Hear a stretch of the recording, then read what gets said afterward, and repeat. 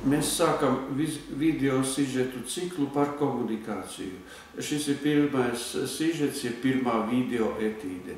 Mēs centīsimies katru nedēļu sagatavot vismaz 2 etīdes. Cikla nosaukums varētu būt komunikācijas hegemonija. Tātad komunikācijas pārākums, komunikācijas pārsvars.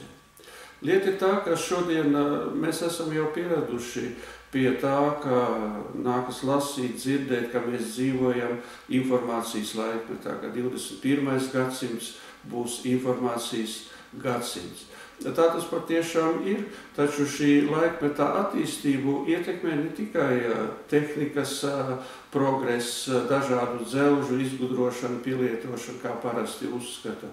Faktiski runa ir par daudz nopietnākām lietām, manuprāt. Runa ir par izmaiņām visā kultūrā.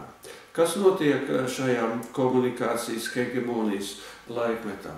Lieta ir tā, ka cilvēks dzīvo kultūrā, cilvēka dzīve principā sastāv no 3 lielām sastāvdaļām.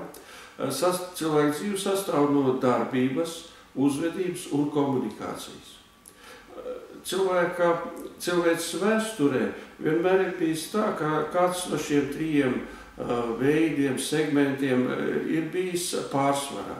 Ilgus gadsimtus, gadu tūkstošus pārsvarā noteikti bija darbība. Cilvēki strādāja, ražoja sev iztiku, pārtiks produktus, nodrošināja sev eksistenci. Komunikācija noteikti atradās kaut kur perifērijā. Šodien, principā, ir izveidojusies tāda situācija, ka darbības, uzvedības centrā arī nonāk komunikācija. Komunikācijas caurvīja visus cilvēka dzīves galvenos virzienus. Un šodien faktiski var droši teikt, ka komunikācijai ir prioritāte. Komunikācija izmaina darbību un izmaina arī cilvēku uzvedību. Piemēram, šoferis no Rīgas uz Valmieru brauc, reizē viņš brauc, kā teikt, tā ir viņa darbība, un reizē viņš braucot sarunājās pa mobilo telefonu ar savu sievu, pasūt viņai vakarīs un tā tālāk. Pasniedzējiem ir jāmāca uzvesties, uzvedība, jāmāca studentiem nelietot mobilos telefonus lekciju laikā. Tā ir komunikācijas ietiekšanās uzvedības sfērā cilvēku, kā teikt, arī vienā no galvenajiem darba esamības veidiem. Komunikācija, protams, ietekmē katru cilvēku dzīvi, taču komunikācija šodien ļoti plaši ietekmē visas sabiedrības dzīvi.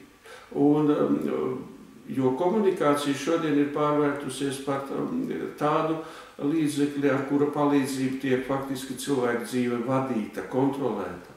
Šodien komunikācija nodrošina cilvēku, kā teikt, vadību un menedžmentu, kā mūsdienās mēdz teikt. Jo faktiski šodien ir tā, ka bez komunikācijas kompetences, jeb komunikatīvās kompetences, cilvēks faktiski praktiski vairs nevar eksistēt. Cilvēka esamībā komunikācija, protams, vienmēr bija svarīga, komunikācijai vienmēr bija svarīga loma. Taču šodien šis process ir divpusējs, jo pirmkārt ir jāprot apieties ar attiecīgo tehniku, kas prasa zināmu piepūli, zināmu intelektuālo piepūli, prasa noteikti zināmas zināšanas. Tā tas vēl nesen nebija. Prasme apieties ar telefonu, ar telegrāfu. Ar telegrāfu vispār vajadzēja tikai nelielai sabiedrības daļai prast apieties. Ar telefonu mēs iemācījāmies apieties, un tas neprasīja ļoti lielas zināšanas. Prasme apieties ar datoru, protams, ka prasa ļoti lielas zināšanas. Ļoti lielas zināšanas šodien faktiski prasme apieties ar telefonu un citiem moderniem saziņas līdzekļiem, internetu un tā tālāk. Šī lieta ir tā, ka šis process, kā jau es teicu, ir divpusējs. Un šodien komunikācija ir pārvērtusies arī par zināmā mērā sociālām tehnoloģijām, kādu terminu lieto zinātnieki. Jo šodien faktiski sociālās tehnoloģijas, tātad tās tehnoloģijas, kuras pielietoja cilvēces vēsturē vienmēr.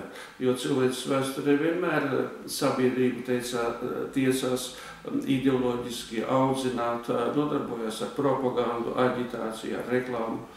Taču cilvēces vēsturē visas šīs sociālās tehnoloģijas bija daudz savādākas nekā šodien. Šodien šīs sociālās tehnoloģijas galvenokārt koncentrējas ap komunikācijas tehnoloģijām. Piemēram, vadāmā hausa tehnoloģijas, krāsainās revolūcijas, tautas frontes un tam līdzīgi, kas lielā mērā balstās uz komunikatīvām tehnoloģijām. Šodien, protams, mēs visi ļoti labi zinām, kāda ir interneta loma, sociālo tīklu loma komunikācijā. Mēs par to esam dzirdējuši, taču ne visi, protams, zina, ka šeit ir arī ļoti daudz mītu, un, piemēram, par Twittera visvarenību un tam līdzīgi. Tādējādi saruna par komunikāciju, par komunikācijas hegemoniju, šodien ir nepieciešama, manuprāt, arī no divējāda viedokļa. Pirmkārt, protams, no tīri informatīvā viedokļa, lai mēs zinātu, papildinātu savas zināšanas par komunikācijas attīstību šodien. Otrkārt, nepieciešams ir no pašaizsardzības viedokļa, jo komunikācija ir pārvērtusies par diezgan pamatīgu, tādu, kā teikt, agresīvu instrumentu sabiedrības dzīvē, cilvēku dzīvē.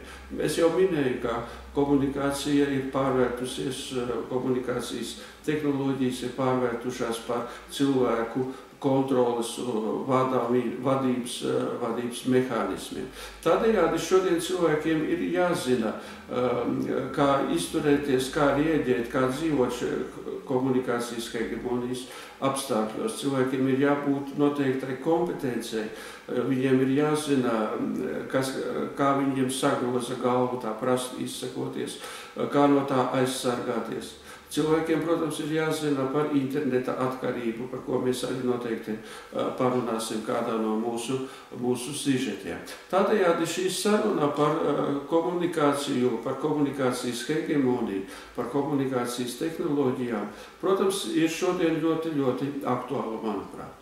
Ne tikai no politisko tehnoloģiju viedokļa, arī no biznesa viedokļa, un tīri no cilvēka sadzīves viedokļa, no ikdienišķā viedokļa, no elementārās esamības viedokļa.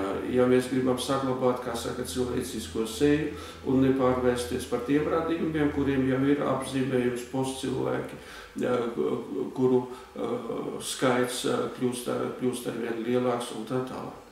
Šodien mūsu sabiedrībā komunikācijas tehnoloģijas kļūst par kognitīvajām tehnoloģijām. Tas ir tāds jauns pavērsiens, par ko mēs parunāsim nākamajā video sižetā. Paldies!